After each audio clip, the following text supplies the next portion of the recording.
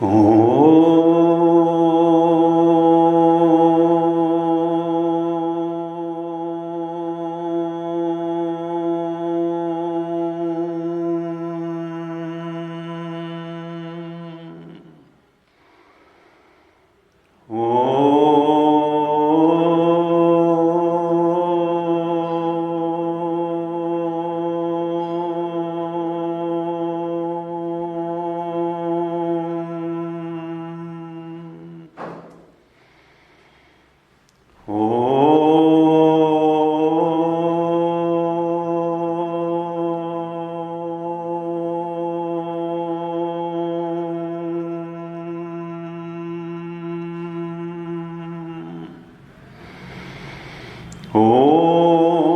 सहना भवतु सहनौ भुनक्तु सह वीर्यं करवावहै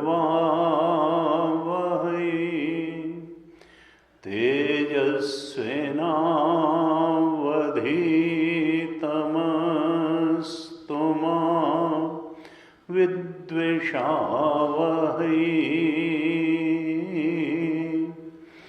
ॐ शान्तिः शान्तिः शान्तिः।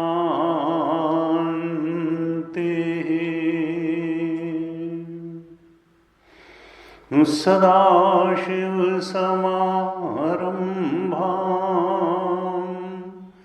शङ्कराचार्यमध्यमाम् अस्मदाचार्यपर्यन्तां वन्दे गुरुपरम्पराम्।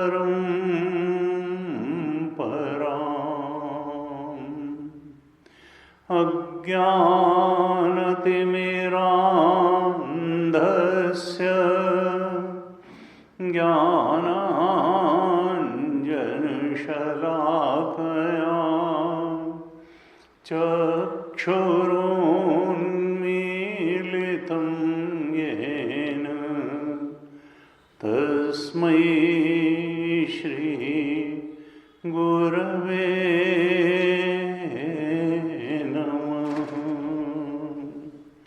तस्मै श्री गुरवे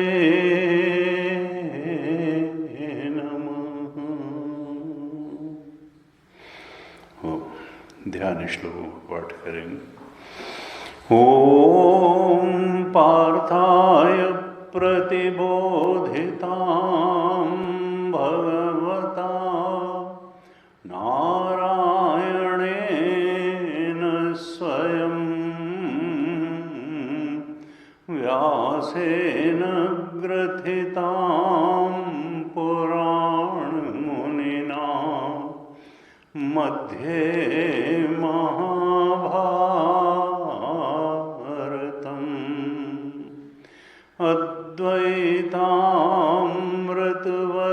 अद्वैतामृतवर्षिणीं भगवतीम् अष्टादशाध्यायिनीम् अम्ब त्वामनुसन्दधामि भगवद्गीते भवद्वेषिणीम्। नमोऽस्तु ते व्यासविशालबुद्धे फुल्लारविन्दायतु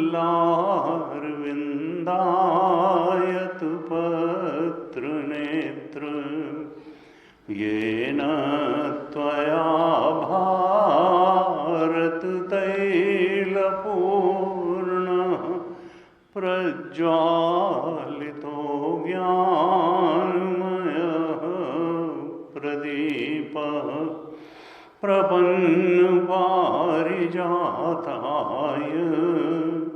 स्तोत्रवेत्रैकपाणये ज्ञानमुद्राय कृष्णाय कृष्णाय गीतामृतदुहे नमः। सर्वोपनिषदो गावो दोग्धा गोपालनन्दनः पार्थो वत्सः सुधीर्भोक्ता दुग्धं गीतामृतं महत्। वसुदेवसुतं देवं कंसचाणूरमर्दनं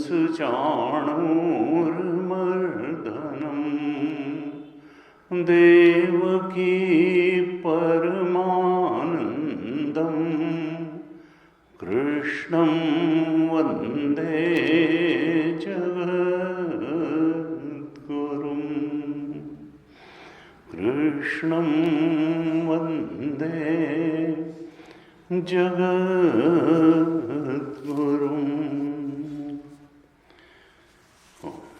श्रीमद् भगवद गीता के 8वें अध्याय पर हम चर्चा कर रहे थे। तो पहले कुछ श्लोकों को पाठ कर लेते हैं, उसके बाद फिर इन पर चर्चा करेंगे। तो 8वें श्लोक से पाठ करेंगे, 5th श्लोक से पाठ करेंगे, 5वें श्लोक से श्रीमद् भगवद गीता अध्याय 8 श्लोक संख्या 5, 8th चैप्टर 5th श्लोक से पाठ करेंगे। आप दोहराइएगा। अंतकाले च मामेव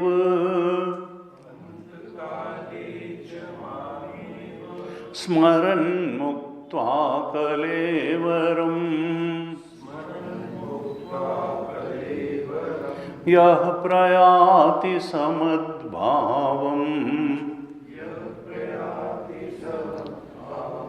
याति नास्त्यत्र संशयः। यं यं वापि स्मरन् भावम्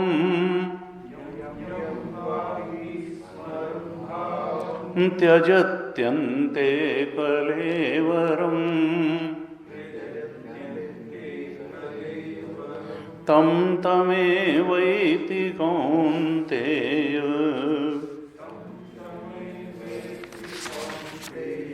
सदा तद्भावभावितः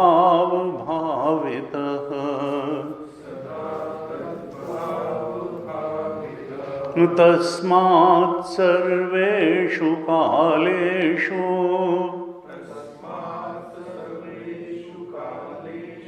मामनुस्मर्युध्य च।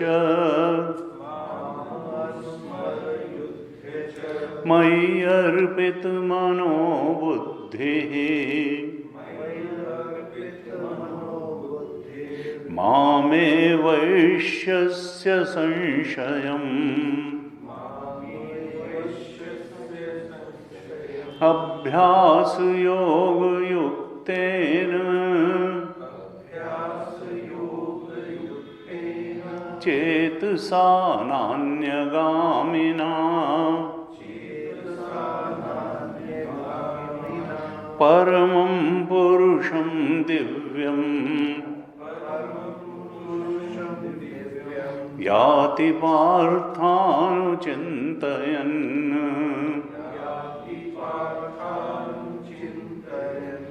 कविं पुराणं अनुशासितारम्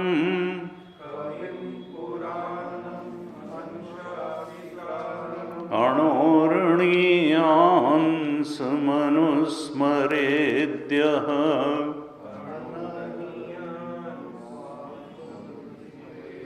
सर्वस्य धातारमचिन्त्य रूपम्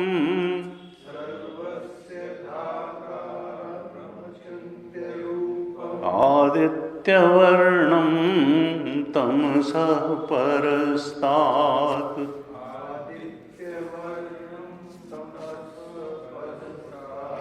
प्रयाणकाले मनसाचलेन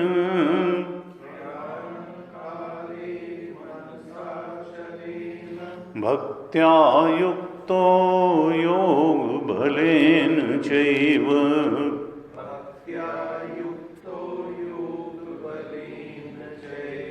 भ्रुवोर्मध्ये प्राणमावेश्य सम्यक्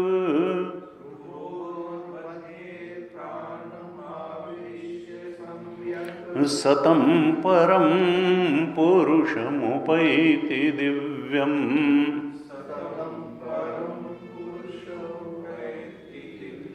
यदक्षरं वेदविदो वदन्ति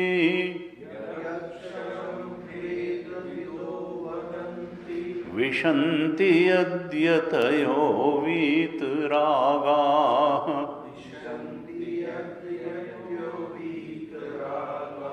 यदिच्छन्तो ब्रह्मचर्यं चरन्ति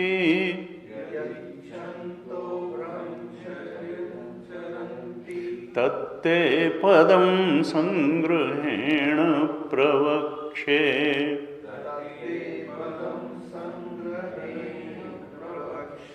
सर्वद्वाराणि संयम्य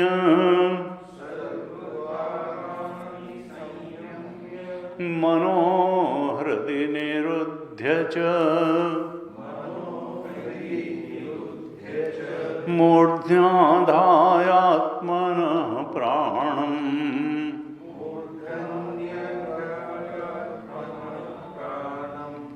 आस्थितो योगधारणाम्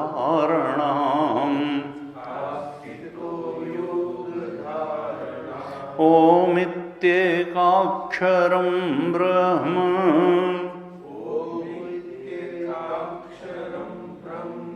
व्याहरन् मामनुस्मरन् यः प्रयाति त्यजन् देहम् स याति परमां गतिम् अनन्यचेताः सततम् यो मां स्मरति नित्यशः तस्याहं सुलभः पार्थ नित्ययुक्तस्य योगिनः मामुपेत्य पुनर्जन्म दुःखालयमशाश्वतम् नाप्नुवन्ति महात्मानः संसिद्धिं परमां गताः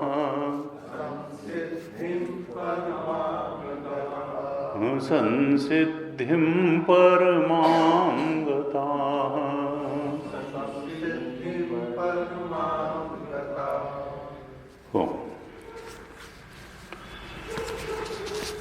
श्रीमद् भगवद गीता में भगवान का जोर इसी बात पर है कि मनुष्य के जीवन से दुख दूर हो जाए, और ये दुख तभी दूर होगा जब उसको सत्य का बोध होगा। अगर वो असत को ही सत्य मान करके जीवन जीता रहेगा तो फिर दुख भी पीछा छोड़ेगा नहीं। अभी जो हमने पाठ किया 8वें अध्याय का, उसमें जो अंतिम श्लोक 15वां श्लोक का पाठ किया, उसमें भगवान ने कहा कि देखो ये जन्म जो है, ये जन्म हो, अगला जन्म हो, पिछला जन्म हो, कोई जन्म हो, ये जो देह से देह की यात्रा है, ये दुखालयम भी है, अशाश्वतम भी है। कोई देह ऐसा नहीं है जो शाश्वत हो। पैदा होते ही और कोई बात निश्चित हो न हो मनुष्य जीवन में, एक बात बिल्कुल निश्चित है कि जो जिसका जन्म हुआ है वो मरेगा जरूर। सुख इतना मिलेगा, उतना मिलेगा, समृद्धि इतनी मिलेगी, उतनी मिलेगी, विवाह सफल होगा, विवाह असफल होगा, घर इतना बड़ा होगा, घर उतना बड़ा होगा, नौकरी इतनी बड़ी होगी कि छोटी होगी, कि पड़ोसी कैसा मिलेगा, कि क्या होगा, ये सब कुछ निश्चित नहीं है।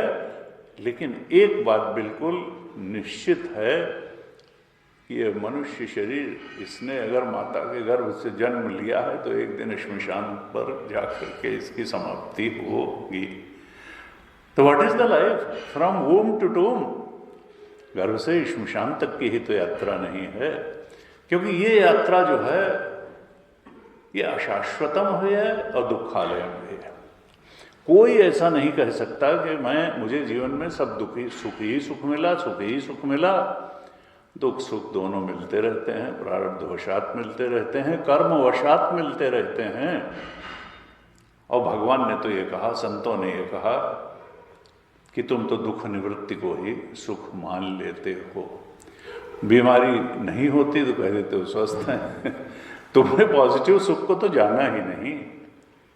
तुमने कह दिया 2 टाइम जो है 3 टाइम खाने को मिल जाता है, भूख लगने के पहले भोजन उपस्थित हो जाता है, अच्छे बाथरूम में नहाने को मिल जाता है, दिन में 2 बार साफ सुथरे प्रेस किए हुए कपड़े पहनने को मिल जाते हैं, एक बढ़िया ड्राइंग रूम बेडरूम मिल जाता है, तो जीवन सुखी है।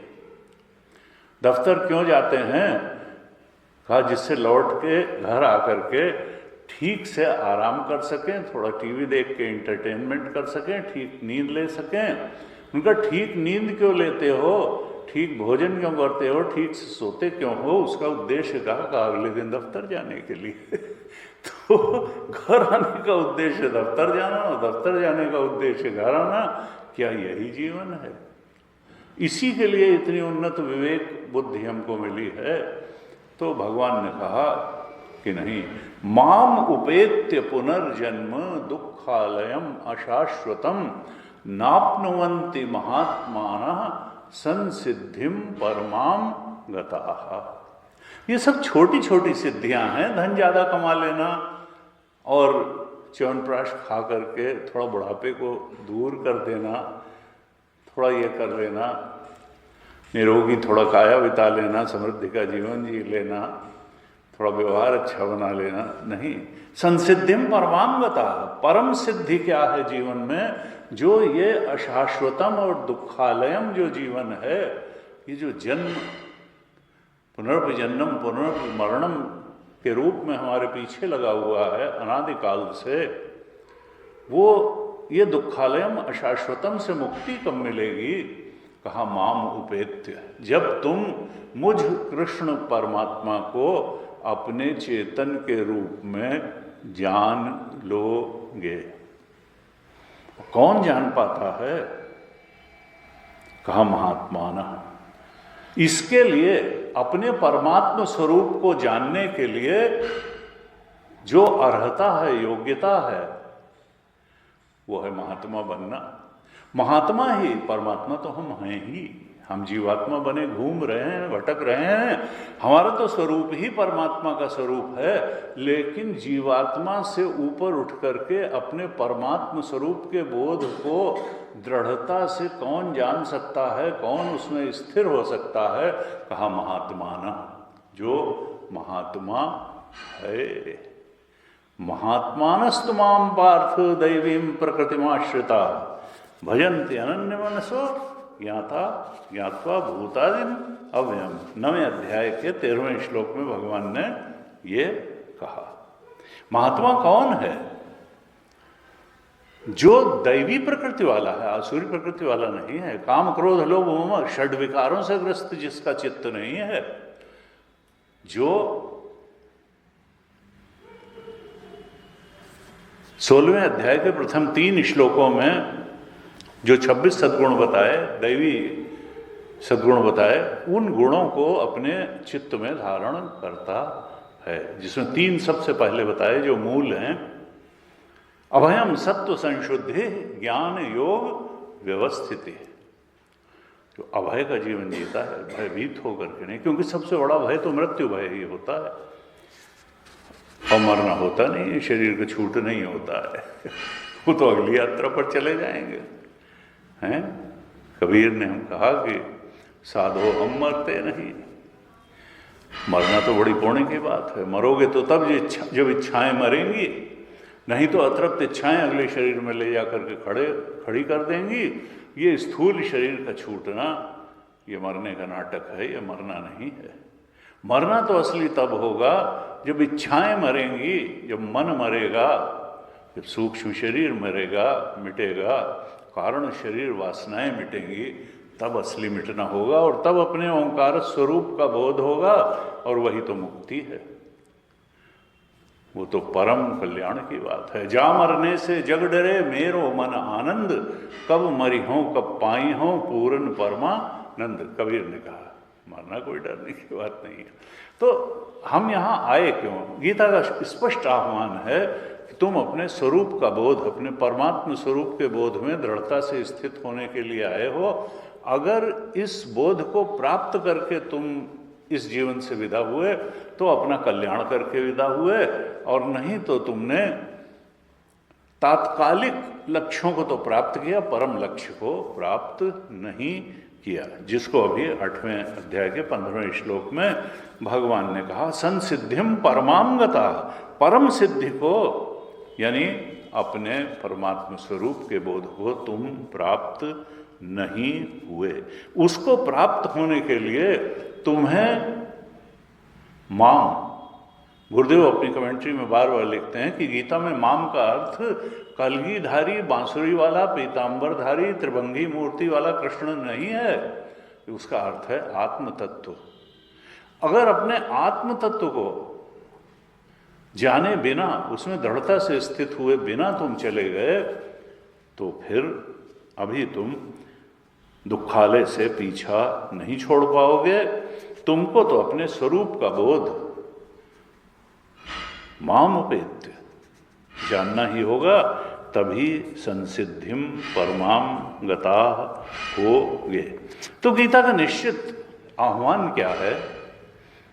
हे साधक, कृष्ण चाहते हैं कि जो उपदेश वो कर रहे हैं, जो वचन वो बोल रहे हैं, उनमें पूरी श्रद्धा रखते हुए उन वचनों के अनुसार जीवन भी जियो और जीवन दृष्टि भी बना लो। अपने बारे में भी वही दृष्टि बना लो, संसार के बारे में भी वही दृष्टि बना लो, और भगवान के बारे में भी वही दृष्टि बना लो। अगर ऐसा बना लोगे तो तुम यहीं मुक्त हो जाओगे। असल में तो तुम मुक्त ही हो, भ्रांति के कारण ऐसा लग रहा है कि तुम बंधन में हो। बंधन जो है वो भी भ्रांति है, और मुक्ति भी उस भ्रांति के बंधन का नाश का नाम ही होगा।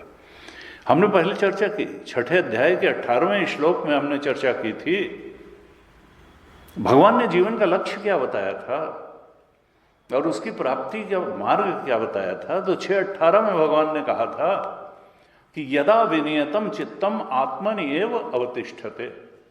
आत्मनि एव अवतिष्ठते, अपनी आत्मा में दृढ़ता से स्थित हो जाना ही इस जीवन का लक्ष्य है।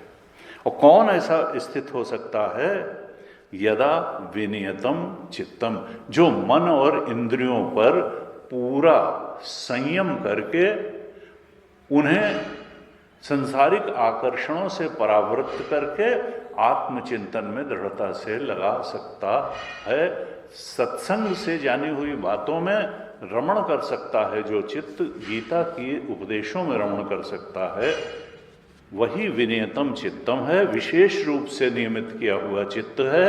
वही आत्मा में स्थित होने के लिए अधिकार प्राप्त चित्त है। और तब क्या होगा? निष्प्रह, जैसे जैसे वो आत्मरस का बोध चित्त में होगा, जैसे जैसे आत्म तृप्ति की प्राप्ति होगी, आत्मरति, आत्मसंतुष्टि की प्राप्ति होगी, तो संसार के रसों का आकर्षण फीका पड़ता चला जाएगा। और धीरे धीरे क्या होगा? निष्प्रह सर्व कामेभ्य, संसार के आकर्षण पूरी तरह से विदा हो जाएंगे। क्योंकि बच्चे गुड़िया खेलते हैं, बड़े नहीं खेलते हैं। जिसको आत्मरस की प्राप्ति नहीं होती है, वही संसार रस के पीछे भागता है। जब बड़ी चीज की उपलब्धि हो गई तो फिर छोटी बात की तरफ स्वतः ध्यान जाना समाप्त हो जाता है।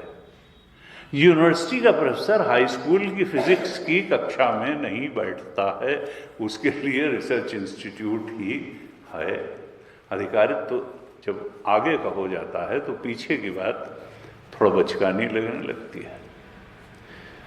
निस्पृहा सर्व कामेभ्यो, सारी कामनाओं से स्पृहा तृष्णा नष्ट हो जाती है। और जब ऐसा होता है तो युक्त इति उच्यते तदा, तब उसको युक्त कहते हैं, उसको परम सत्य से जुड़ा हुआ, आत्म तत्व से जुड़ा हुआ कहते हैं। इस प्रकार से भगवान ने गीता में आह्वान किया है हम सब का कृष्ण के माध्यम से कि हे साधकों, तुम उस परम बोध को, मुक्ति को प्राप्त कर लो। अब इसके लिए 8वें अध्याय में हमने चर्चा की, भगवान ने साधना का पथ बताया। साधना के लिए यह अध्याय बड़ा महत्वपूर्ण अध्याय है।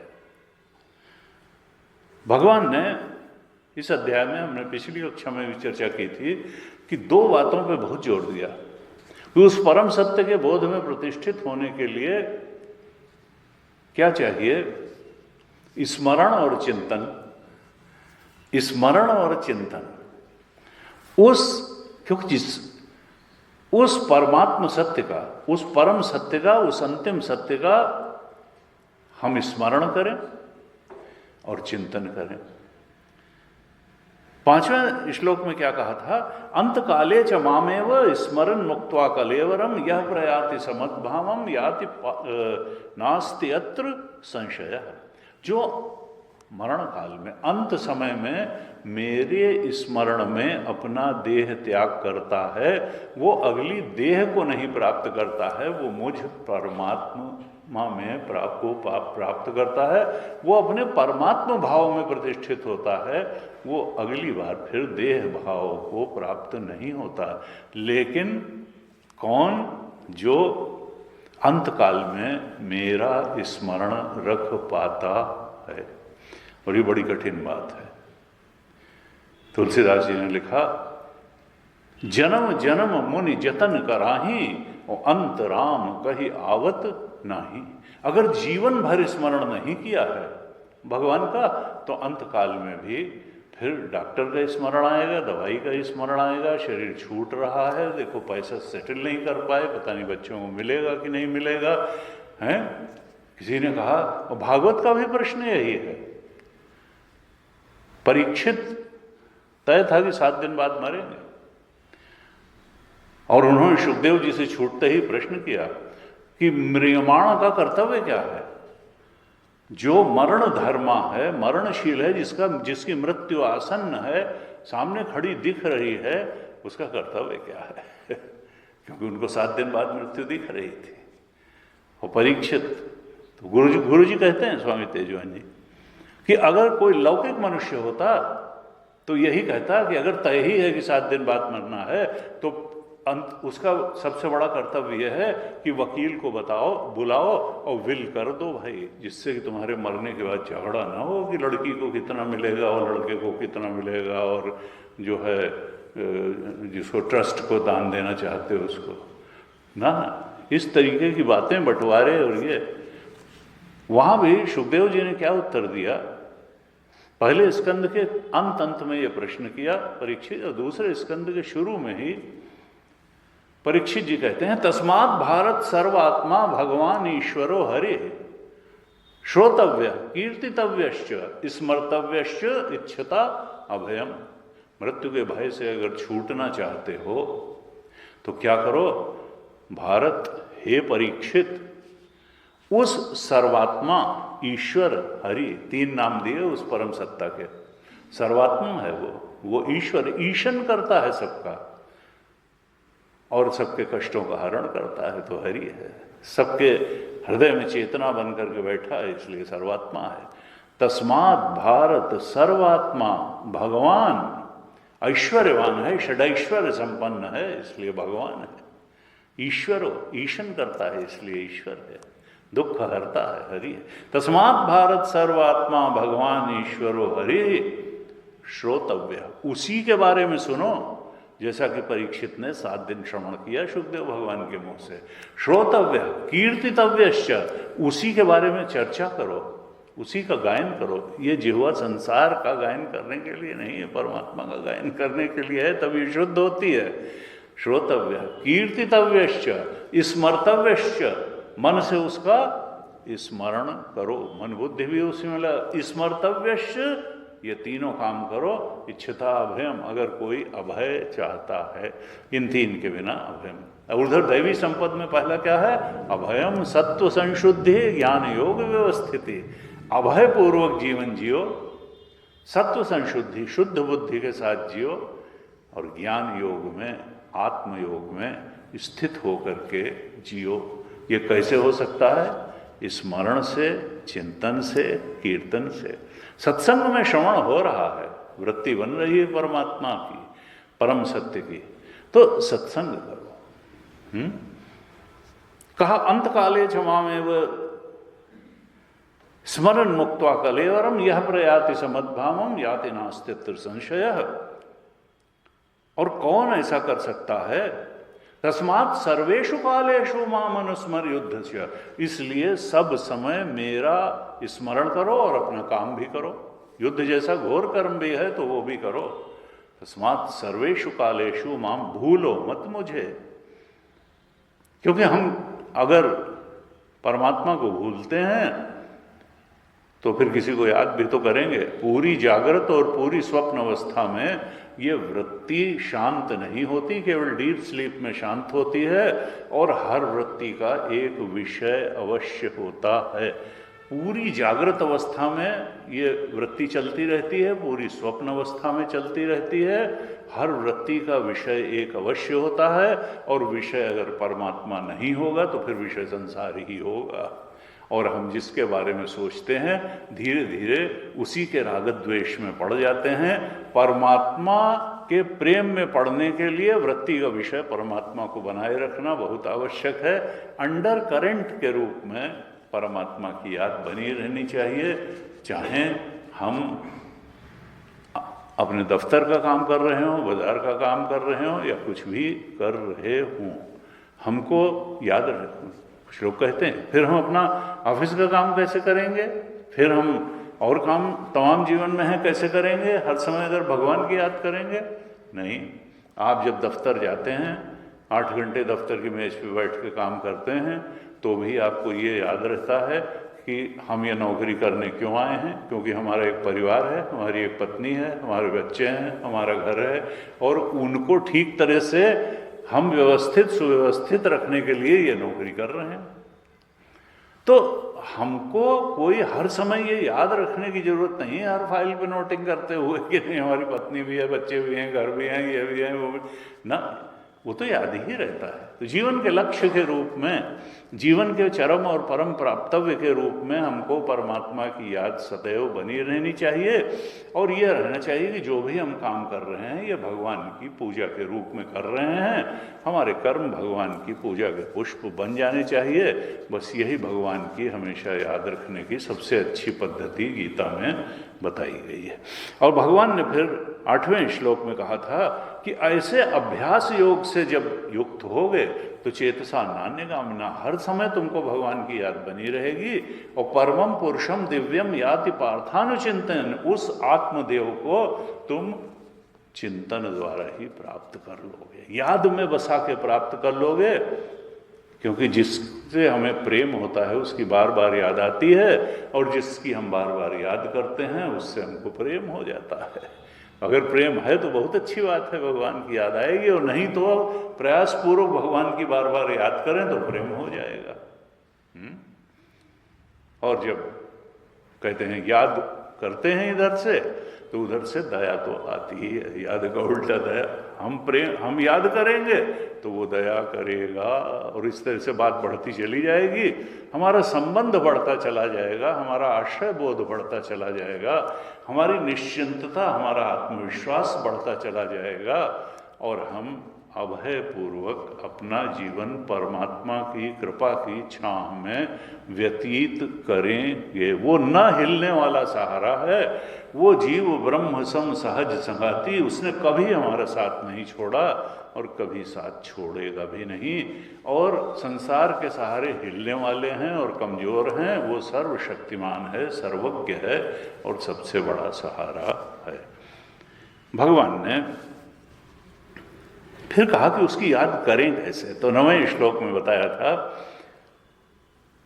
कविम पुराणम अनुशासितारम, 8 बातें बताई थी कि इस रूप में तुम उस परमात्मा की याद करो। जो भी तुम्हारा इष्ट हो, कृष्ण हो, राम हो, दुर्गा हो, हनुमान जी हो, जो भी हो, लेकिन ये 8 जो बातें बताई हैं ये उन तुम्हारे इष्ट में अवश्य होनी चाहिए। यानी उस इष्ट का कोई एक सीमित शक्ति वाले देवता के रूप में तुम स्मरण मत करो, बल्कि परमात्मा के रूप में स्मरण करो। सर्वज्ञ सर्वशक्ति सर्वव्यापक परमात्मा के रूप में अपने इष्ट का स्मरण करो। 8 बातें इसमें बताई थी। कविम, कविम का मतलब वो सर्वज्ञ है। पुराणम यानी उससे पुराना कुछ नहीं है, वो सब कुछ का कारण है और उसका कोई कारण नहीं है। पुरातन है सबसे, पुराणम वो सब का कारण है। सूक्ष्मतम है, अनुशासितारम वो सब का शासक है, कोई उसकी बात को मना नहीं कर सकता है। पूरी एक एक चीज पे कोई कुत्ता 50 साल नहीं जिंदा रह सकता, कोई मनुष्य 500 साल नहीं रह सकता है। आदमी का जेस्टेशन पीरियड अगर 9 महीना कुछ है, गाय का 3 महीने, तो उतना ही एक एक चीज पे नियंत्रण है। अपने से मन पे भी नियंत्रण है। अपने से प्रेम करने वाले से हम घृणा नहीं कर सकते और अपने से को दुख देने वाले से हम प्रेम नहीं कर सकते हैं। मन पे भी नियंत्रण है, नियम बना दिया उसने।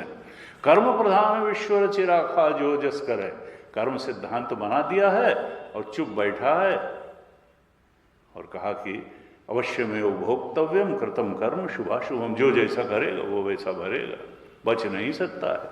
कोर्ट पुलिस कचहरी को हम धोखा दे सकते हैं, परमात्मा के कर्म सिद्धांत को हम धोखा नहीं दे सकते हैं। अनुशासित आरम यमन करता है, शासन करता है, अनुशासक है। अणोरणीयांश सूक्ष्मतम है। कई बार लोग कहते हैं, देखिए जो सूक्ष्म होता है वो कारण होता है, स्थूल कार्य होता है। हमने पिछली कक्षा में काफी विस्तार से चर्चा की थी। और सूक्ष्मतम कौन है? परमात्मा चेतन, परमात्म चेतन सूक्ष्मतम है। तो अपने इष्ट में वो भाव रखना है कि उससे सूक्ष्म कुछ नहीं है, अर्थात वो सर्व कार्य का कारण है, उसका कोई कारण नहीं है। उससे कठोपनिषद में कहा अणोरणीयांश मनुस्मरेद्य, यहाँ का उन्होंने कहा उसमें अणोरणीयान महतो महीयान आत्मा से जंतो निहितो गुहायान तमक्रतो पश्यति वीत शोको धातु प्रसादान महिमानम आत्मना। कठोपनिषद में ऋषि कहते हैं कि वो सूक्ष्म से सूक्ष्म है और वहां कहा महान से महान है। बृहत्वाद ब्रह्म, ब्रह्म से बड़ा कुछ नहीं है। परमात्मा से सूक्ष्म भी कुछ नहीं है और परमात्मा से बड़ा भी कुछ नहीं है। हम लोग तो माइक्रोकॉस्म और माइक्रोकॉस्म के बीच में टहल रहे हैं, भटक रहे हैं। अणोरणीयांश, सूक्ष्म से सूक्ष्म वो है और महान से महानतर वो है। अणोरणीयांश महतो महीयान, आत्मा से, और वो कहाँ है? हमारे हृदय में चेतना बन के बैठा है। आत्मा अस्य जंतो निहितो गुहायाम तमक्रतु पश्यति वीत शोको। वो अक्रतु है, कुछ करता वर्ता नहीं, टुकुर देखता है, दृष्टा है। क्यों करे? उसकी कोई इच्छा नहीं है, वो तो आत्मकाम है, करता तो जीव है। क्योंकि क्यों करता है? सुख पाने के लिए। सुख पाने की उसकी गणित क्या है? इच्छाएं पूरी होंगी तो सुख मिल जाएगा। इच्छा पूरी होती है तो भी दुखी रहता है, इच्छा नहीं पूरी होती तब तो दुखी रहता ही है। उसकी गणित ही गड़बड़ है। इच्छा पूरी हो के सुख पाने की, वासना से OET प्राप्त करके PFT कभी सुखी नहीं हुआ BMI के माध्यम से, और इसलिए ये संसरण बना रहता है। अणोरणीयान महतो महीयान आत्मा से जंतो निहितो गुहायाम तमक्रतु, वो तो अक्रतु है। इसीलिए किसी साधना से वो नहीं मिलेगा, ज्ञान से ही मिलेगा। अक्रतु है, अकर्ता है, अभोक्ता है। और उसको जानने के बाद में ये जीव भी क्या हो जाता है? वीत शोका, वो शोक के पार चला जाता है। यस्मिन् सर्वाणि भूतानि आत्मा एव अभूत विजानतः तस्य को मोह कह शोक एकत्वम अनुपश्यता, ईशावास्य उपनिषद में कहा। जिस समय ऐसा होता है कि सब भूतों में उस चेतन को देख लेता है और चेतन को टुकड़े वाला नहीं देखता है, क्योंकि सूक्ष्म में टुकड़े कर सके स्थूल में इतनी ताकत नहीं होती।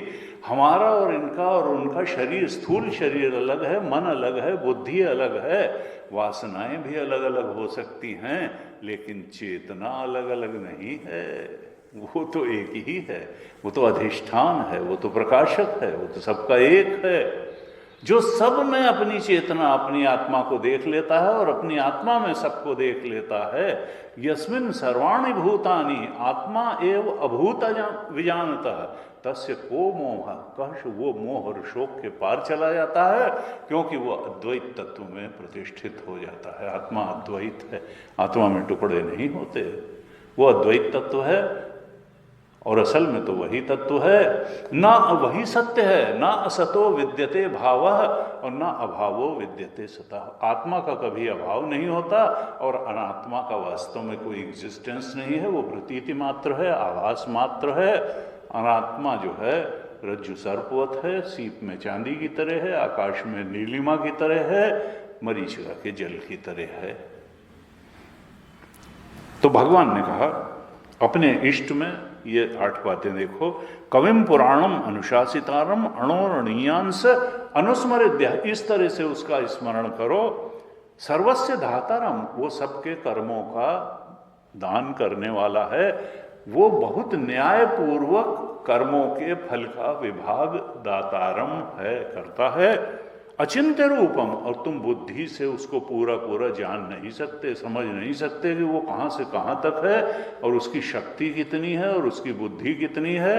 You cannot conceive, you cannot think, वो तुम्हारी बुद्धि के घेरे में कभी आएगा नहीं। उसको याद करते करते तुम्हारी बुद्धि उसमें लीन हो। मयि अर्पित मनो बुद्धि मामे वैश्यस्य असंशया, जब तुम उसमें अपनी मन और बुद्धि को लीन कर दोगे तो वो आगे आ जाएगा, क्योंकि वो तुम्हारा स्वरूप ही है। लेकिन मन और बुद्धि से तुम उसको वैसे नहीं जान पाओगे जैसे संसार की बातों को जान लेते हो। अचिंत्य रूपम है और आदित्य वर्णम, उसमें कभी वो हमेशा ज्ञान प्रकाश स्वरूप है। जैसे सूर्य प्रकाश स्वरूप है, ऐसे ही वो ज्ञान के प्रकाश से सदा युक्त है। उपनिषद के ऋषि ने कहा, पुरुष सूक्त में आता है, वेदा हमेतम पुरुषम महांतम आदित्य वर्णम तमसः परस्तात् तमेव विदित्वा अतिमृत्यु में थी नान्य पंथा विद्यते यनाय। उपनिषद के ऋषि कहते हैं, कुछ लोग कहते हैं ना, अरे किसने जाना ना, तूने प्रयास नहीं किया, तुम अपनी अकर्मण्यता और असमर्थता को उपनिषद के ऋषि पे भी ला देने की कोशिश कर रहे हो, हैं? जैसे गांव वाले से कहा जाए किसी से कि नहीं भाई, न्यूयॉर्क में जो है 100 मंजिल की बिल्डिंग होती है, उन्होंने हटाओ, यहाँ 3 मंजिल का मकान नहीं होता है गांव में हमारे, हो चुकी 100 मंजिल की बिल्डिंग। उसी तरीके से जो है, लेकिन उपनिषद के ऋषि ने डिक्लेयर करके कहा, वेदा हमेतम पुरुषम महानतम, मैं वेद अहम एतम, वो जो महान से महान पुरुष है, परमात्मा चेतन है, उसको मैं जानता हूं। वेद हम आदित्य वर्णम, वो ज्ञान स्वरूप है। ज्ञान के प्रकाश स्वरूप है, कॉन्शियसनेस इट सेल्फ है, नॉलेज इट सेल्फ है, ट्रूथ इट सेल्फ है, ब्लिस इट सेल्फ है। वेदा हम एतम पुरुषम महांतम आदित्य वर्णम है, तमसा, और अज्ञान का अंधकार वहां छू भी नहीं गया है। आदित्य वर्णम तमसा परस्तात, और कहा जो तुम भी उसको जान लोगे अगर, तो जानत तुम्हें हुई जाएगी है। तमेव विदित्वा अति मृत्यु में थी, उसको जान करके मृत्यु के पार चला जाता है। अब क्षरण के मृत्यु जैसी कोई चीज ही नहीं। तमेव विदित्वा अति मृत्यु में थी नान्य पंथा, और उसको जान करके ही मृत्यु के पार जाया जा सकता है, और कोई उपाय नहीं है। ये भी उपनिषद के ऋषि ने कह दिया। ये जो कल्प ही पंथ अनेक है कि कलयुग में तुलसीदास जी ने कहा, जो और एक संत थे और वो कहते थे ये स्पिरिचुअलिटी एक ऐसी फील्ड है कि यहाँ जिसको मिल गई गांठ हल्दी की वही अपने को समझ बैठा पंसारी।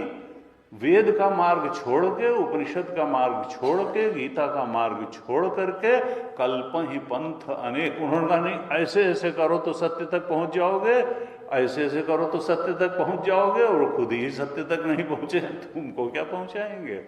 कहा कल्प ही। उपनिषद के ऋषि ने साफ साफ कहा नान्य पंथा विद्यते अनाय, और कोई रास्ता नहीं है। शंकराचार्य भगवान ने विवेक चूड़ामणि में कहा कि चित्तस्य शुद्धये कर्म न तो वस्तुपलब्धये। कर्मयोग, कर्म सकाम कर्म है, सकाम कर्म तो और बांध देगा। निष्काम कर्म की भी सीमा क्या है कि अंतःकरण को शुद्ध कर देगा, इतनी सीमा आत्मबोध नहीं कराएगा। चित्तस्य शुद्धये कर्म न तो वस्तु आत्म वस्तु को नहीं उपलब्ध कराएगा। चित्तस्य शुद्धये कर्म न तो वस्तु उपलब्धये वस्तु सिद्धि विचारेण। वस्तु की सिद्धि तो विचार से ही होती है, ज्ञान मार्ग पे चल के ही होती है, सांख्य योग से ही होती है। वस्तु सिद्धि विचारेण न किंचित कर्म कोटि भी, करोड़ों कर्मों को करने से भी आत्मबोध नहीं होता है। इसलिए फिर मुंडक उपनिषद में भी कहा परीक्ष लोकान कर्मचितान ब्राह्मणों निर्वेदम आयात नास्ति अकृतः कृतेन।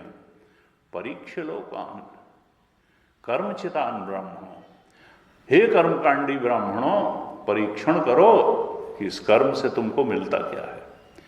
अरे तुम देखोगे कर्म से जो भी प्राप्त होता है वो काल में नष्ट हो जाता है, और तुमको अगर ऐसी शाश्वत किसी चीज की जरूरत है तो समझ लो कर्म से नहीं प्राप्त होगी। कर्म का अंतिम जो है, जो प्राप्तव्य है वैराग्य है। चित्त शुद्ध हो जाएगा, वैराग्य कर्म ही बता देगा कि हम बहुत दिल लगाने लायक चीज नहीं, क्योंकि हमसे कोई शाश्वत चीज नहीं मिलेगी। कर्म से ये हाल बना है, लेकिन वैज्ञानिक ही बता देगा कि सीमेंट की बाइंडिंग कैपेसिटी 75 साल होती है। 75 साल बाद थोड़ा रिपेयर करके 100 साल चल जाए, उसके बाद होगा इसको गिराओ नया बनाओ। कर्म से ही ये मनुष्य शरीर प्राप्त हुआ है, प्रारब्ध कर्म से। इसकी भी एक अवधि है, 100 साल जिंदा रहेगा, चलो बहुत हुआ 110 साल। कर्म से प्राप्त हुआ है, काल में नष्ट हो जाएगा। ये गाड़ी कर्म से बनी है, उसकी भी 7 साल होती है, 1.5 लाख किलोमीटर 2 लाख किलोमीटर चलेगी। तो कर्म से जो भी बना है वो काल में नष्ट हो जाएगा। इसलिए उपनिषद के ऋषि ने कहा मुंडक उपनिषद में परीक्ष लोकान कर्मचितान ब्राह्मणों, हे कर्म में लगे हुए ब्राह्मणों थोड़ा परीक्षण करो, तुम निर्वेद को प्राप्त हो जाओगे। इस संसार में क्या है, धन भी तो कर्म से ही कमाते हो, भोग पदार्थ भी तो कर्म से ही प्राप्त करते हो। काल में क्या शाश्वत कोई सुख का पदार्थ मिला आज तक? लगता है हाँ अच्छा फिर से पा ले, फिर से हार वार हाथ उतने ही रीते रह जाते हैं पाके भी न पाके। परीक्ष लोकान कर्मचितान ब्राह्मणों निर्वेदम आया। तो अगर आंख खोल के जिंदा रहोगे तो वैराग्य को प्राप्त हो जाओगे। ये संसार बता देगा कि मैं बहुत दिल लगाने लायक चीज नहीं हूं। निर्वेदम आयात नास्ति अकृतः कृतेन। तो फिर शाश्वत चीज तो वो होगी जो कर्म से नहीं किसी और तरह से प्राप्त होगी, यानी ज्ञान से ही प्राप्त होगी। तद विज्ञानार्थम, इसलिए उस शाश्वत वस्तु आत्म वस्तु को प्राप्त करने के लिए तुम तद विज्ञान गुरुमेव अभिगच्छेत, बहुत ही श्रद्धापूर्वक, आदरपूर्वक, प्रणिपात पूर्वक ज्ञानी गुरु के पास जाओ। तद विज्ञानार्थम गुरुमेव अभिगच्छेत समित पाणि श्रोत्रियम ब्रह्मनिष्ठम, जो श्रोत्रिय भी हो ब्रह्मनिष्ठ भी है, जिसको शास्त्र का भी ज्ञान हो और उस शास्त्र द्वारा प्रदत्त आत्मबोध में वो उसके अनुभूति में भी प्रतिष्ठित हो, रियलाइज्ड सोल हो। और शास्त्र, क्योंकि शास्त्र का ज्ञान नहीं होगा तो तुम तक ज्ञान प्रत्यायित नहीं कर पाएगा, और अगर बोध नहीं होगा तो उसके शब्दों में ताकत नहीं होगी, वो बोध को प्रत्यायित नहीं कर पाएगा। तो चाहिए तो आत्मबोध। केवल हमको श्लोक थोड़े रट लेने हैं कि पूरी गीता रटी हुई है या उपनिषद के मंत्र रटे हुए हैं।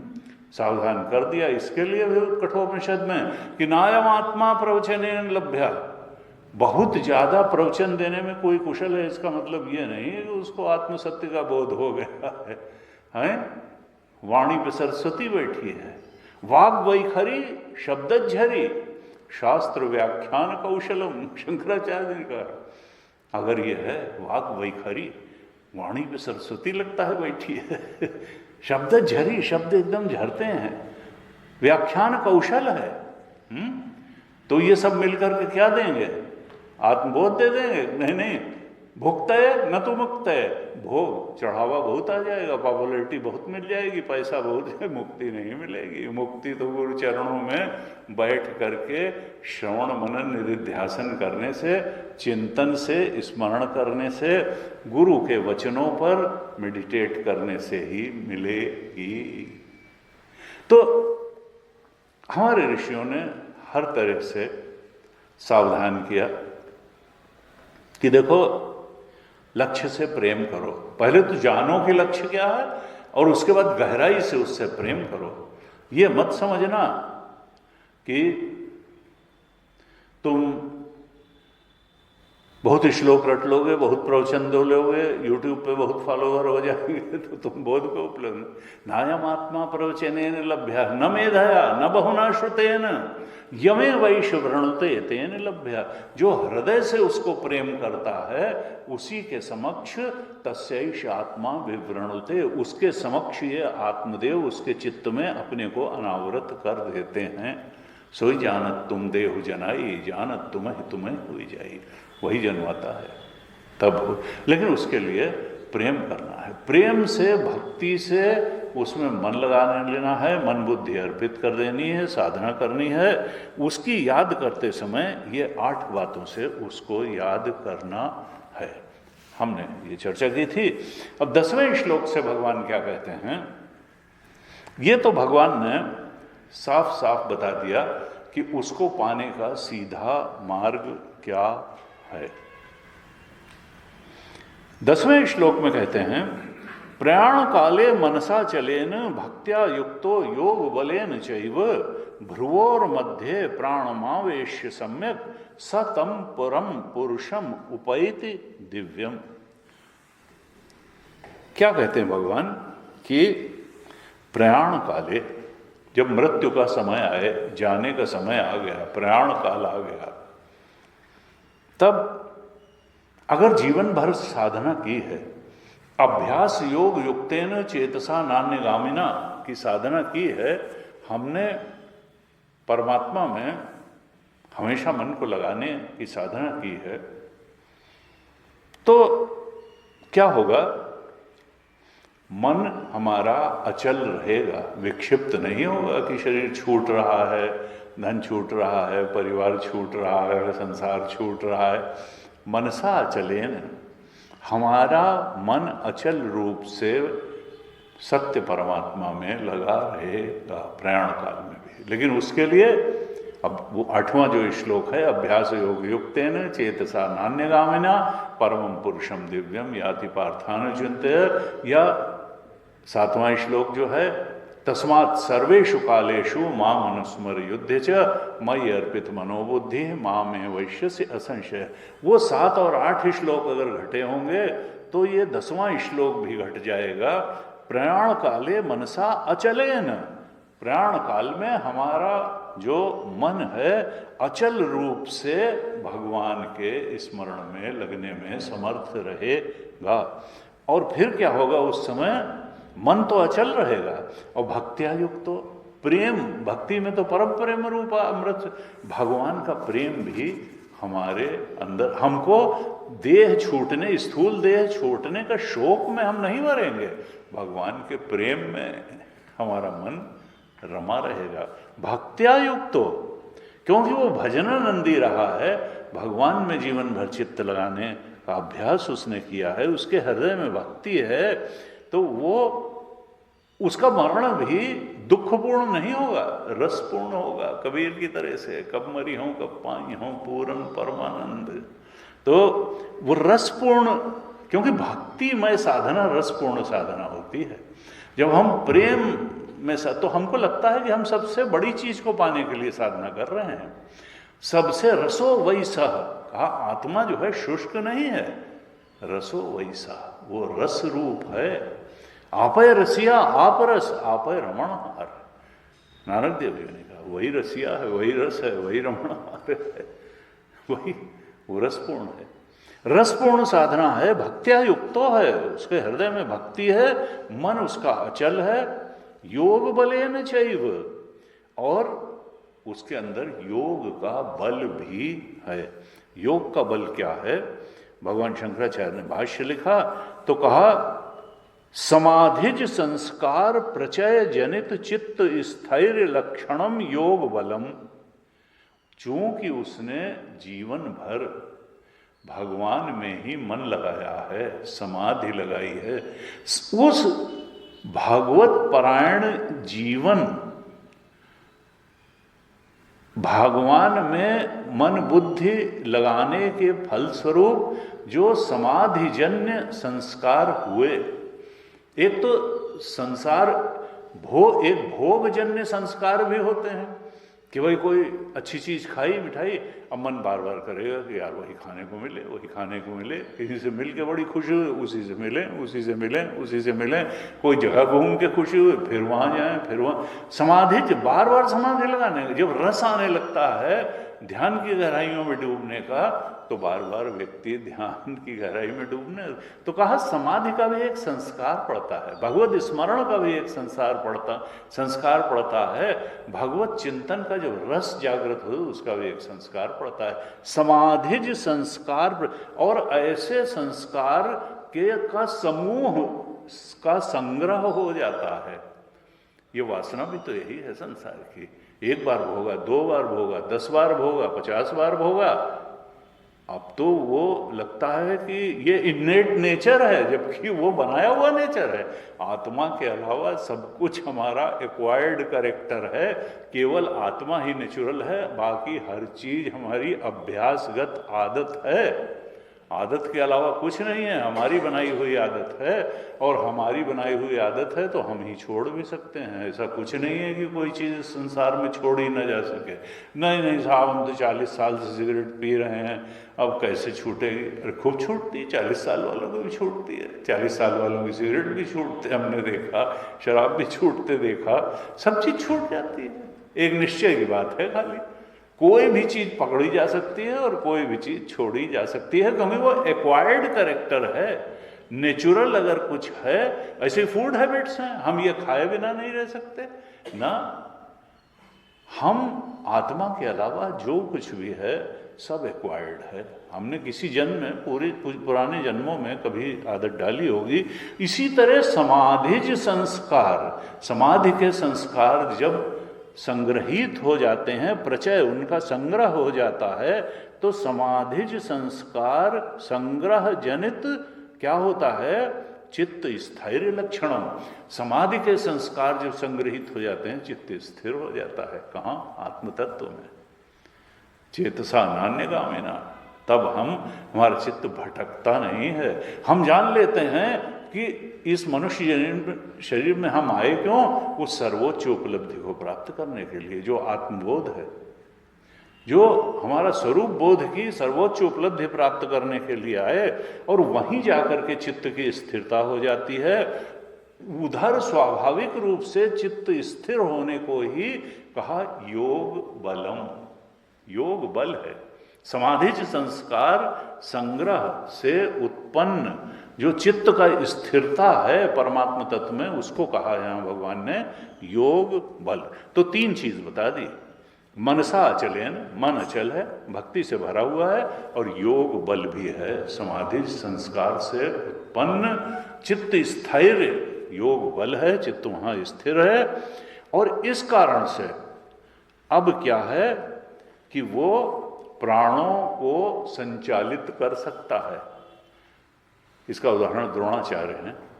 जैसे ही उनको भले गलत सूचना दी गई, क्योंकि वो मरते ना, भगवान तो त्रिभंग हैं, उन्होंने कहा ना अश्वत्थामा हतो, और हतो युधिष्ठिर ने कहा हम झूठ नहीं बोलेंगे। उन्होंने कहा ठीक है, तो तुम कह देना नरो वा कुंजरो वा, और बस शंख बजा दिया। द्रोणाचार्य तो इतना ही सुन पाए कि अश्वत्थामा हतो, और उनको लगा लड़का मर गया, और बेटा ही तो उनके लिए सब कुछ था। उसने कहा, उन्होंने कहा बेटा ही जब नहीं रहेगा तो क्या हम इस दुर्योधन को राजा बनाने के लिए ही खाली थोड़ा युद्ध लड़ रहे हैं। और वो उतर करके नीचे बैठ गए और उन्होंने प्राणों को मूर्धा में खींच लिया और प्राण छोड़ दिए। बिल्कुल यही श्लोक ये द्रोणाचार्य जी को चरितार्थ करता है कि ये मनसा अचलेन भक्त्या युक्तो योग बलेन चैव भ्रुवोर मध्य प्राणम आवेश सम्यक। क्योंकि प्राण वहीं रहते हैं जहां हम रहते हैं, ध्यान जहां रहता है वहीं हम रहते हैं।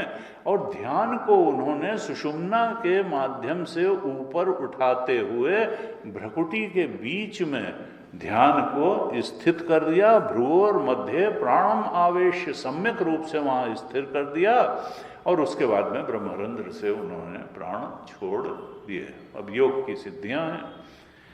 कहा जो ऐसा करता है, इन तीन बातों से युक्त होता है, प्राण काल में मनसा अचलेन भक्त्या युक्तो योग बलेन चैव सतम पुरम पुरुषम उपैति, वो उस दिव्य परम पुरुष को प्राप्त करता है, अर्थात परमात्मा स्वरूप के बोध को प्राप्त करता है। वो पुनर्जन्म को प्राप्त नहीं करता है, वो शाश्वत रूप से मुक्त हो जाता है।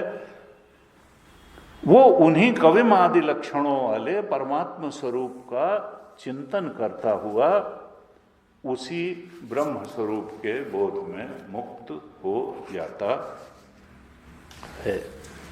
ये बात जो है इसमें बताई गई। इसके बाद में 11वें श्लोक में भगवान कहते हैं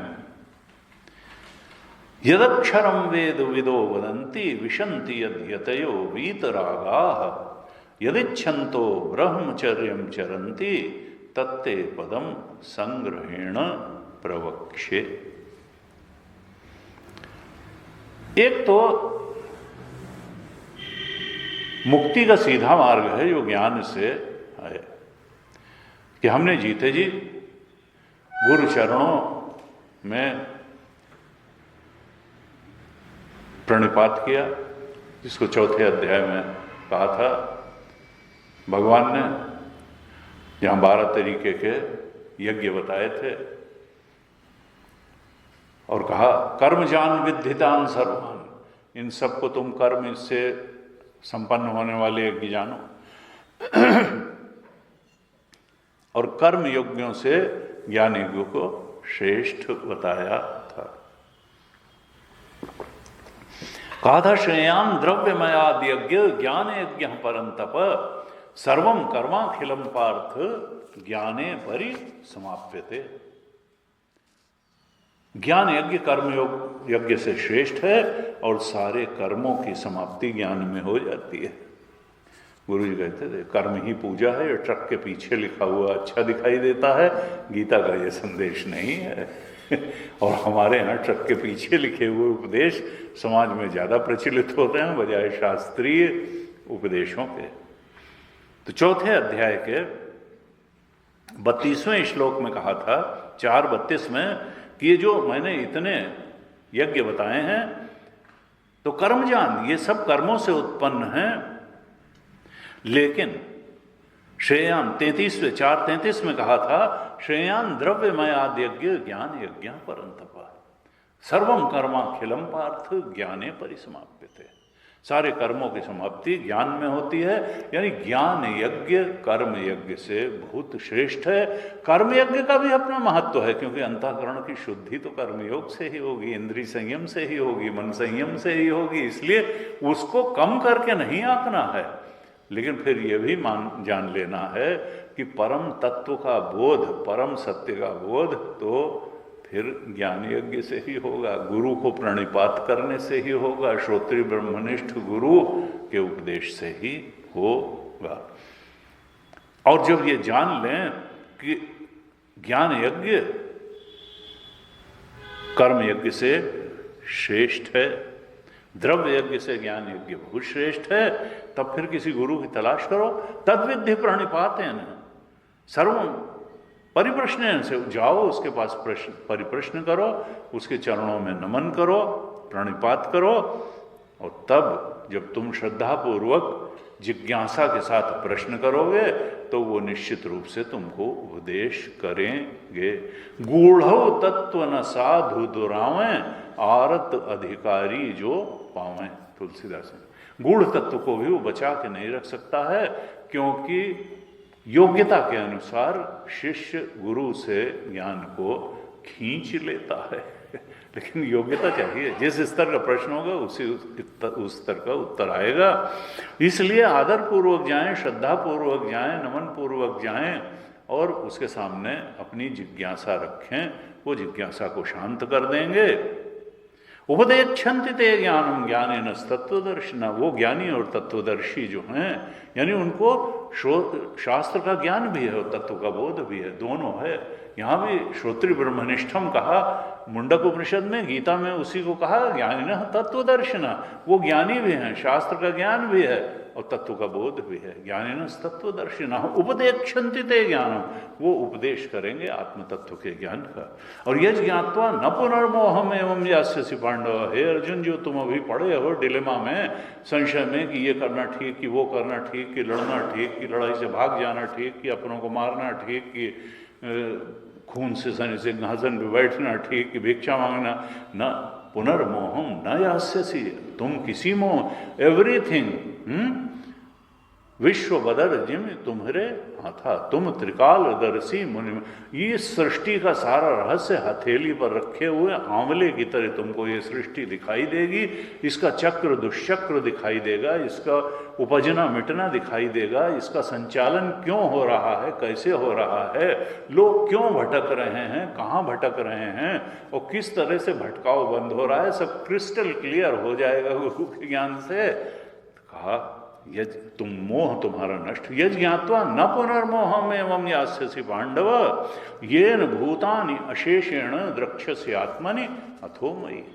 तब तुम शरीर में ही चेतन को नहीं देखोगे, तब तुम घड़े में ही आकाश को नहीं देखोगे, तब तुम ये देखोगे कि आकाश में सारे घड़े हैं, तब तुम देखोगे कि चेतन में सारी सृष्टि है, चेतन को कहाँ स्थूल जो है घेरे मिलेगा। येन भूतानि अशेषेण, तब तुम आत्मा में ही सब कुछ देखो, आत्मा को अधिष्ठान और प्रकाशक देखोगे और सब कुछ को उसमें अध्यस्त देखोगे। ऐसे गीता जी में भगवान ने कहा। तो यहाँ पर एक तो ये सीधा है मार्ग ज्ञान का, गुरु के उपदेश से परम सत्य के आत्म तत्व के बोध में प्रतिष्ठित हो जाना, और एक यह है कि प्रतीक के माध्यम से साधना करते करते फिर उस साधना के जोर से व्यक्ति ब्रह्मलोक को जाता है, यानी गति को प्राप्त करता है। एक अभी आगे 8वें अध्याय में बताएंगे, एक है पुनरावर्ती गति और एक है अपुनरावर्ती गति। जब पितृलोक आदि स्वर्गलोक आदि को जाता है, यानी पुण्य कमाई है लेकिन बोध नहीं कमाया है, अभी सदगुरु की शरण में नहीं गए हैं, लेकिन पुण्य कर्म काफी किए हैं, दान किया है, पुण्य किया है, पूजा पाठ भी किया है, हेल्प भी करी है लोगों की, तो लेकिन अभी गुरु सेवा नहीं की, उस ज्ञान को धारण करने का प्रयास नहीं किया, अभी अक्षर तत्व का ध्यान नहीं किया है, तो फिर क्या होगा कि पितृलोक, गंधर्वलोक, स्वर्गलोक, देवलोक को जाएगा, अपने इष्ट के लोक को, और क्षीणे पुण्य मर्त्यलोक, पुनरावर्ती वहां अपने पुण्य के अनुसार भोगों को भोग करके फिर मनुष्य लोक में आएगा। पुनरावर्ती गति होगी। और एक कही अपुनरावर्ती गति कि उस परमात्मा में बुद्धि इतनी प्रगाढ़ रूप से लगाई उसके चिंतन में, लेकिन मुक्त नहीं हो पाए। अभी मुक्ति नहीं हो पाई, लेकिन तड़प बहुत ज़्यादा थी, जिज्ञासा बहुत ज़्यादा थी, और साधना भी काफ़ी परिपक्व हो गई थी। तो फिर ऐसा जो साधक है वो ब्रह्मलोक को जाता है, जहाँ से अपुनरावर्ती गति होती है, लौट के नहीं आता है। वो ब्रह्मलोक में ब्रह्मा जी के साथ ही रहता है, और जब ब्रह्मा जी की आयु पूर्ण होती है उतने समय तक वो ब्रह्मा जी के साथ सात्विक पवित्र वातावरण में वहाँ रहता है, उनका उपदेश सुनता है। और अंत में जब इस कल्प में ब्रह्मा जी की मुक्ति होती है तो उन्हीं के साथ उस साधक की भी मुक्ति हो जाती है। यानी तात्कालिक मुक्ति नहीं है, यहीं नहीं मुक्ति हो जाती है, ज्ञानी की तो यहीं मुक्ति हो जाती है, लेकिन वो जो पुण्य कर्मा काफ़ी आगे बढ़ा हुआ जो जिज्ञासु है वो ब्रह्मलोक को जाकर के फिर वहाँ से, अब उसका वर्णन है वास्तव में ये 11, 12, 13 में उसका वर्णन है जो ब्रह्मलोक में जा करके मुक्ति को प्राप्त होता है। 11वें श्लोक में कहते हैं भगवान, यदक्षरम वेद विदो वदंती, जो अक्षर के रूप में उस ब्रह्म की उपासना करता है। यद अक्षरम, अक्षर क्या है? ओंकार। न अक्षरते अक्षरम, अविनाशी जो है, अक्षर को कहते अविनाशी। न अक्षरम न क्षरते, अविनाशी इत्यर्थ है। वेद, जिसको वेद को जानने वाले अक्षर कहते हैं, अविनाशी कहते हैं, ओंकार कहते हैं। यद अक्षरम वेद विदो वदंती, विद्वान लोग जिसको अक्षर कहते हैं, ओम का कहते हैं, जो परमात्मा का वाचक है, जो परमात्मा की प्रतिमा स्वरूप भी है। अगर परमात्मा की प्रतिमा मान करके अक्षर पे ध्यान लगाया जाएगा, ओंकार पे ध्यान, आप विवेकानंद रॉक मेमोरियल अगर गए हों तो वहाँ ओंकार लिखा हो, उस पर ध्यान कराते हैं वो ओंकार। तो वो जैसे ये लक्ष्मी नारायण की है, वैसे ही ओंकार वेदों में परमात्मा का सबसे उत्तम नाम भी कहा गया, और परमात्मा की प्रतिमा के रूप में, सगुण रूप में भी उसकी उपासना की जा सकती है, और परमात्मा के नाम के रूप में उसका स्मरण भी किया जा सकता है। परमात्मा का वाचक है और परमात्मा की प्रतिमा के रूप में भी किया जा सकता है। तो यदक्षरम वेद विदो वदंती विशंति यद यतयो वीतरागा, कहा जो वीतरागा हैं, यानी अब संसार की कामनाएं जिनकी क्षीण हो चुकी हैं, राग द्वेष से थोड़ा ऊपर उठ चुके हैं, ऐसे जो वीतरागी सन्यासी हैं और यत्नशील भी हैं, यतयो प्रयत्न भी कर रहे हैं और राग द्वेष से थोड़ा ऊपर उठे हुए हैं, यथार्थ ज्ञान की प्राप्ति के लिए जिनमें अभीप्सा है, जिज्ञासा है, मोक्ष की इच्छा है, वो क्या करते हैं? उस अक्षर में प्रविष्ट हो जाते हैं, प्रविशन्ति, उसमें मानो प्रविष्ट हो जाते हैं, अक्षर तत्व में ही प्रविष्ट होते हैं। यदिच्छन्तो ब्रह्मचर्यम चरन्ति, उस अक्षर में प्रविष्ट होने की इच्छा से ही वो ब्रह्मचर्य का पालन करते हैं। अब यहाँ ब्रह्मचर्य के बारे में भगवान शंकराचार्य ने जो भाष्य लिखा, तो यद अक्षरम इक्षन्तो, उस अक्षर तत्व के बोध की इच्छा से ब्रह्मचर्यम यानी गुरु चरंती, जो समाज में ब्रह्मचर्य की परिभाषा मानी जाती है, वीर रक्षण, वो नहीं किया यहाँ भगवान शंकराचार्य ने ब्रह्मचर्य का अर्थ। यहाँ कहा गुरु चरंतु, यानी गुरु द्वार की सारी आज्ञाओं का पालन करना ही ब्रह्मचर्य है। पूरी दिनचर्या को ब्रह्मपरायण बना देना, ये वास्तव में ब्रह्मचर्य है, जो अपभ्रंश होकर के समाज में ऐसा चला गया कि जैसे जननेन्द्रिय के संयम को ही ब्रह्मचर्य से खाली जोड़ना। पूरी पूरी दिनचर्या हमारी ब्रह्मबोध पारायण हो, तब हम ब्रह्मचर्य का पालन कर रहे हैं। और वो कैसे होगी? गुरु की आज्ञा का पालन। गुरु चरंती, गुरु को सत्य करते हैं, गुरु को समर्पित जीवन जीते हैं। यदि छंतो ब्रह्मचर्यम चरंती तत्ते पदम संग्रहेणम प्रवक्षे। कहते हैं अर्जुन, उस अक्षर पद को, उस लक्ष्य को जहां पहुंचना है, पद्यते यस्मिन, जहां चल चल करके पहुंचना है, उसको मैं संक्षेप में कहूंगा। उस अक्षर नामक पद को अब मैं तुम्हें बताता हूं, उसको मैं संक्षेप में बताऊंगा। इस प्रकार से कहा। अब ये अक्षर तत्व के ऊपर कठोपनिषद में भी बहुत कहा गया, अन्य जगह भी कहा गया। यहाँ गुरुदेव ने जो BMI चार्ट दिया उसमें सबसे ऊपर ओंकार लिखा है। यही ओंकार ही तो अक्षर है, यही तो प्राप्तव्य है, यही तो चरम लक्ष्य है। कठोपनिषद में आया, सर्वे वेदा यत् पदम आमनन्ति। सार्वे वेद जिस पद का गान करते हैं, बताते हैं, तपांसि सर्वाणि च यद् वदन्ति, सारे तप जिस ओंकार पद को प्राप्त करने के लिए सारे तप तपे जाते हैं। तपांसि सर्वाणि च यद् वदन्ति यदिच्छन्तो ब्रह्मचर्यम चरन्ति। जिस पद, ओंकार पद को प्राप्त करने के लिए साधक ब्रह्मचर्य का पालन करते हैं, तत्ते पदम संग्रहेण ब्रवीमि। यहाँ प्रवक्षे है, वहाँ ब्रवीमि है। कठोपनिषद में कहा ओम इति एतत्, वह पद ओम ही है। ओंकार के बारे में एक दो श्लोक हैं। भगवान शंकराचार्य ने भाष्य भी बहुत अच्छा लिखा है इस पे, लेकिन आज तो समय हो रहा है। हम अब अगली कक्षा में आगे के श्लोकों पर विचार करेंगे। आज यहीं तक। ओम पूर्णमदः पूर्णमिदं पूर्णात् पूर्णमुदच्यते पूर्णस्य पूर्णमादाय पूर्णमेवावशिष्यते। ओम शांतिः शांतिः शांतिः। हरिः ओम। श्री गुरुभ्यो नमः। हरिः